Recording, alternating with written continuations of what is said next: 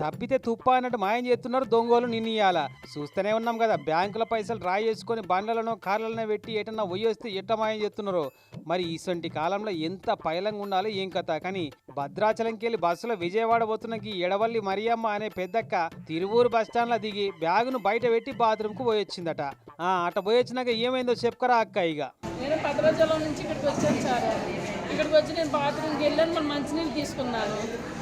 మంచినీళ్ళు తీసుకొని అక్కడ కూర్చున్నాను. వెళ్ళి ఈ లోపల బస్సు వచ్చిందని లేదు సంచించుకొని అక్కడికి వెళ్ళాను. అది ప్రీ బస్ కదన్నారు. మళ్ళీ 5 నిమిషాలు కూర్చున్నాను.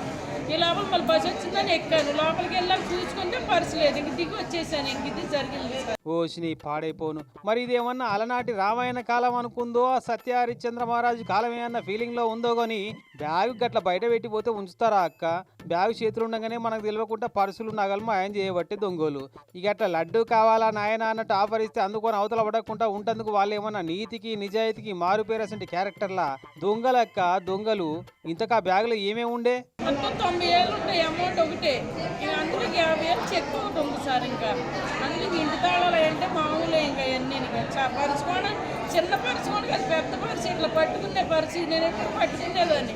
ఎందుకంటే ఇందులో పడే చేసుకున్నాను గమ్మున. అయ్యయ్యో, వాళ్ళ చేతులు ఇరిగిపోను.